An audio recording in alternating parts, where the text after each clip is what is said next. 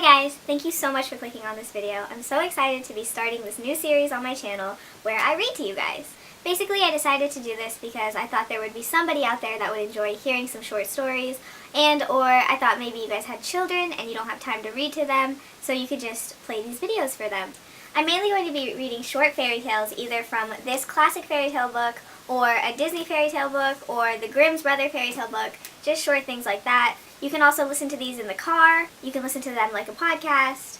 This is basically just an audible. So if you're not into videos like this, you can obviously click away. But if you do like videos like this, please like this. Tell me that you enjoyed it. Tell me what you would like me to read. Share this with anybody you know that has kids. Share this with anyone you know that just likes stories.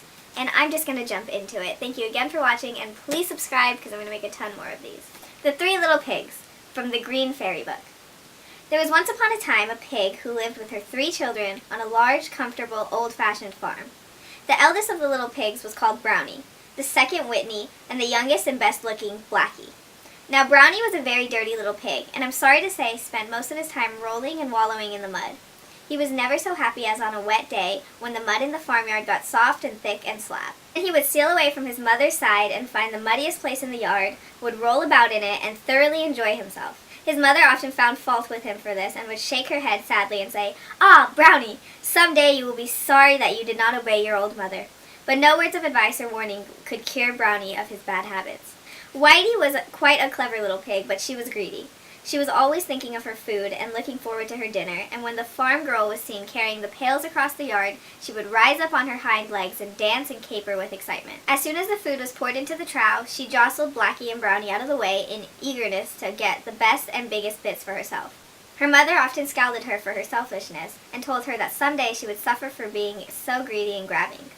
Blackie was a good, nice little pig, neither dirty nor greedy. He had nice, dainty ways for a pig, and his skin was always smooth and shining as black satin.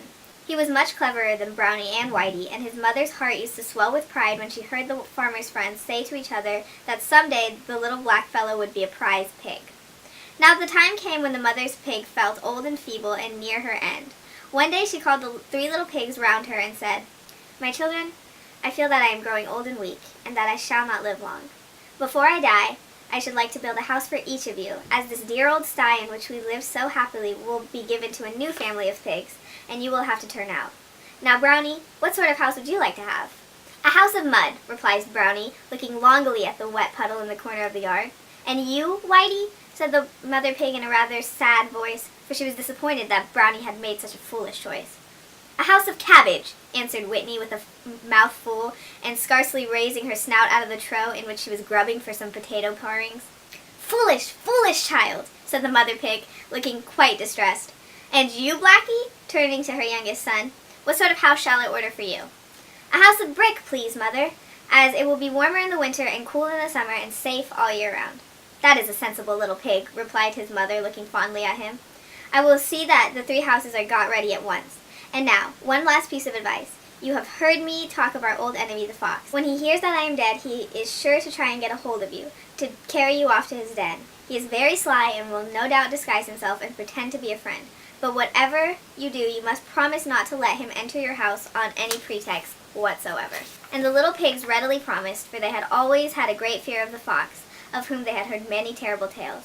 A short time afterwards, the old pig died, and the little pigs went to live in their own houses.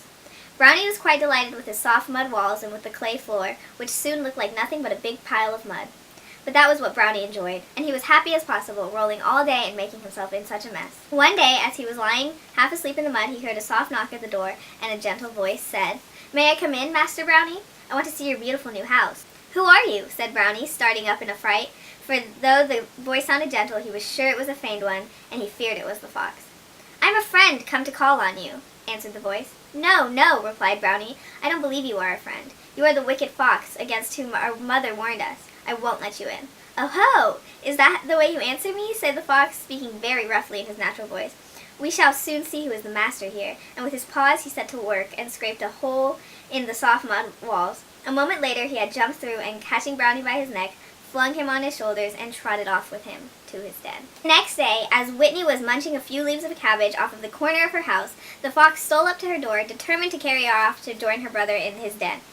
He began to speak to her in the same feigned, gentle voice in which he had spoken to Brownie, but it frightened her very much when he said, "I'm a friend, come to visit you, and to have some of your good cabbage for my dinner." "Please don't touch it," called Whitey in great distress. "The cabbages are the walls of my house, and if you eat them, you make a hole, and the wind and rain will come and give me a cold. Do go away. I'm sure you are not a friend, but our wicked enemy, the fox." And poor Whitey began to whine and to whimper, and to wish that she had not been such a greedy little pig and had chosen a more solid material than cabbage for her house. But it was too late now, and in another minute the fox had eaten his way through the cabbage walls and had caught the trembling, shivering Whitey and carried her off to his den. The next day, the fox started off for Blackie's house because he had made up his mind that he would get the 3 little pigs together in his den and then kill them and invite all his friends to a feast.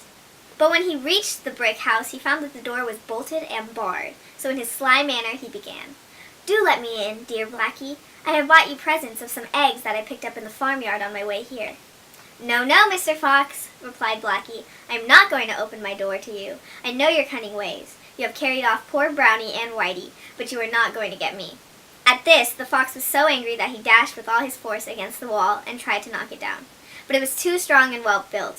And though the fox scraped and tore at the bricks with his paws, he would only hurt himself, and at last he had to give up, and limp away with his forepaws all bleeding and sore. "Never mind," he cried angrily as he went off. "I'll catch you another day. See if I don't. And won't I grind your bones to powder when I have got you in my den."